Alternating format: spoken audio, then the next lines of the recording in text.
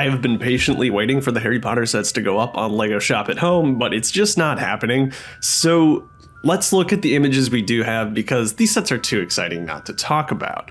I'm getting all this information directly off Brickset, which has a few of the images, and I'll be supplementing some of the others that have showed up on various retailers too. So up first is 76414 EXPECTO PATRONUM. Interestingly, the same name of a very different set that was released just a few years ago. This, of course, is the buildable Patronus Stag. And even though I'm not a guy who displays models, I do think this looks really, really great.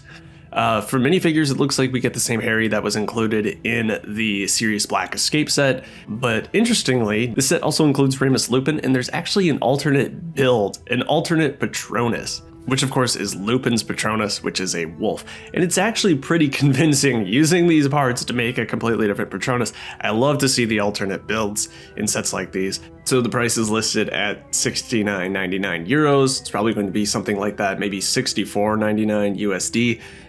We'll see hopefully soon what those official prices will be. Interestingly too, we see this bit, the Patronus, the charm, the spell emanating from Harry's wand, and I don't know how that's connected, if that's just a like flower piece, one of the 1x1 flowers, if you can slip those on, or if that's something new. We'll see more interesting examples of that with this next one here. So this is 76415, the Battle of Hogwarts, 730 pieces, 84.99 euros for this one, and that's probably going to be close to the US dollar price too. So this is a long awaited set.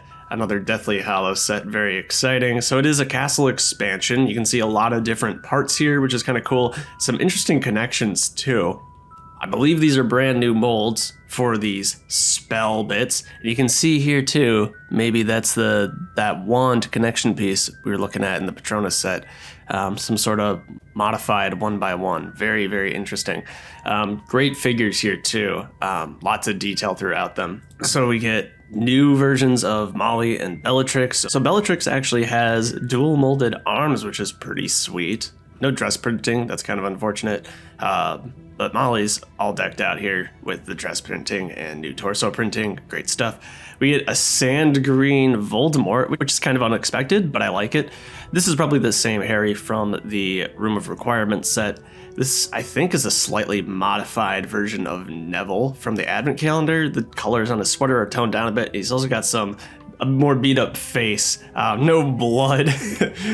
LEGO hasn't gone that far yet, but nice to get a new minifigure. And then we got our Snatcher. I believe his name is Scabior. I'm a little rusty on my Harry Potter knowledge, I guess. But yeah, I like the look of this for the most part. I mean, it's kind of noisy, but there's some pretty cool things you can do with this. So you can modify the whole build to be the Viaduct Bridge, using the courtyard walls here, which is pretty cool, and you can recreate battle scenes there. A lot of modular flexibility with this set, which is great. But it's also instantly recognizable as it is on its own too. It's a great set, great minifigures especially. The spell casting pieces are going to be kind of fun. I think people will like those. Quidditch Trunk, 5.99 pieces, 69.99 euros, probably something similar in USD once again. It's the long-awaited Quidditch Battle Pack, and that's awesome. I mean, the figures are great. Look, we got these hood pieces, which just really sells. The cape in the back, I love that. Of course, we have our usual suspects for the Quidditch team, Harry, Cedric, Cho, and Draco, but they all look great. This is a great figure pack. Much like the minifigure trunk from last year. Was that last year? Feels like longer ago. It all folds up real nicely. You can pack everything in there, and I think that's a really cool feature. Makes it easy to take with you on vacation or whatever it might be. But there's also some implied challenges that come with this. You can see like the movement where you can actually defend the goalposts. That's kind of fun. You can shoot the various items. So we got Quaffles, Bludgers, and the Golden Snitch. But then you have like the more accurate sized versions too. Yeah, it's a nice looking set. It's just really expensive, you know. We've always wanted that Quidditch Battle Pack, you know. I wanted it to be one of those $15 blister packs with these guys.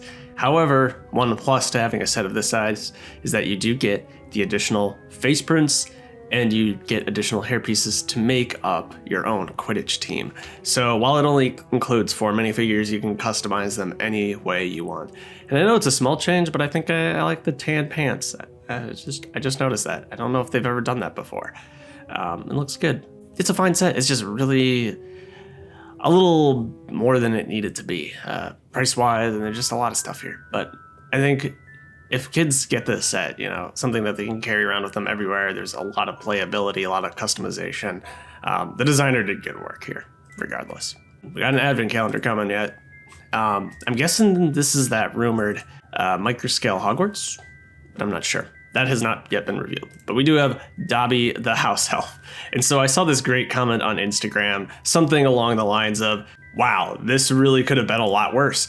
And that is exactly how I feel about this. This could have been a lot worse. It's actually quite adorable. So let's take a look here. We got 403 pieces for 30 euros. I mean, most of those pieces are right here. But again, I've seen worse deals. Unfortunately, prices are bad across the board here. That's just the LEGO experience. It always has been the LEGO experience, but it's been really rough these past 2 years. Look at all these amazing light nougat. I assume there's got to be at least some recolors in here. That looks like ball joint recolored in nougat. Of course, we'll never get these recolored for some reason. But there are a lot of accessories included here too. The sock, the book. I mean, what you see is what you get here, but it really could have been a lot worse. Dobby looks really kind of cute. I'm guessing those are prints for the eyes. And then you can get a picture here in the lifestyle photo about how big it is. He's a small little guy. 30's all right. 30's all right. Then we got 76422 Diagon Alley Weasley's Wizard Wheezes. This is great, honestly. So this is the only set that's actually on lego.com right now, besides the Brickheads. But this thing is going to set you back $90 US or 84.99 euros for 834 pieces. Could have been worse again. You get a substantial model here with great interior. And I mean, we get the owl post for some reason, some extra parts budget. It's kind of cute, like that it's built on an angle. So minifigures here, Fred and George Weasley, I believe they are the same as those that appear in Diagon Alley. That's going to be great for people who did not get the direct-to-consumer Diagon Alley. You can still get those very desirable minifigures. We get Ginny with her peculiar face print. Note that she's holding a pygmy puff. That's going to be a print. That's awesome. We have Lavender Brown. Again, not really feeling the hair piece, but or the face print, but this is a very Lavender Brown torso right there. Ron, probably a new torso print. Ginny's is probably a new torso print too. I know you can't see it here. Then we get the Owl Post Worker. That's a nice torso. And then we get Romilda Vane for the first time, and that's very, very exciting. So I like the look of this. Honestly, compared to the much larger Diagon Alley, this kind of gives you everything. All the detail is still there. So let's take a look. We've got actually additional images right here on Brickset of what's going on, so you can see all the characters right there. The interior though is lots of fun. Obviously nowhere near as much room as the direct-to-consumer, but still you've got all sorts of stickers, of course. But we got the Dolores Umbridge from that scene. That's pretty great. 2 pygmy puffs at least. Really fun, colorful shelves and lots of detail. Look at all these boxes. I know they're stickers, but I like them. They're the various products and stuff. A lot of stuff that's recognized. The shoes to climb the wall. Yeah, it's a lot of stuff that's very recognizable from that short scene in Half-Blood Prince, and it's great. Yeah, cute set. I mean, it's modular. You can move these around, connected on either side. Maybe we can believe that implies the addition of more Diagon Alley shops in the future. A new modular system has been started here, perhaps. We'll see about that, but I like it. Glad we get like a new building that wasn't included in the direct-to-consumer sets too. Again, really good minifigure selection. This is the last one, 76423 Hogwarts Express in Hogsmeade Station. 130 euros for this one for 1,074 pieces. Train sets do tend to be more expensive, generally because they include track pieces, but this one does not include a lot of track. This is from the very memorable finale to Sorcerer's Stone, where they are all boarding the Hogwarts Express to go back home for the summer. And I think the best way to describe the set is that it is adorable. It is adorable. It gives you warm, fuzzy feelings. I mean, that scene with Harry and Hagrid at the end is, it's heartwarming. it's great stuff. The train is just a tiny little thing. This is the first time we're getting to carriage cars, but they are tiny. They are very tiny. As you can see here, you can fit 4 figures in each though, which is nice. And this does come with a lot of figures. We've got our trio, of course, Draco, and maybe this is Dean Thomas. He's got a Gryffindor robe on, and then Hagrid. So there's a few fun things in here.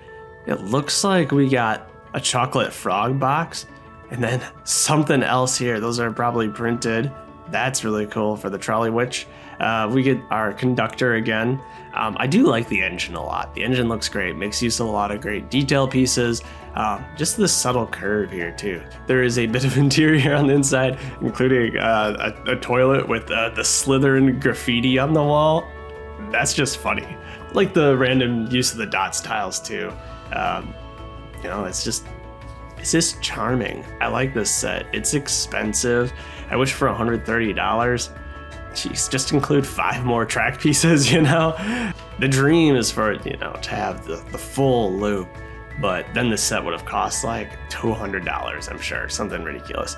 It's worth noting there are no power functions in this set. This is completely manual, but maybe the instructions will give you a way to power it up. Maybe the battery box can be hidden in the tender here. It's not impossible, but it is a really small train. I don't know where you'd put a battery box or a motor, to be honest, so it might not be a thing. So those are the upcoming sets. I will be reviewing all of these at some point, because that's what I do. And hopefully these sets have some surprises to offer, and I think they will. I think there's a lot of positive things going on here. I just want to have my mind blown, Is that too much to ask? Maybe.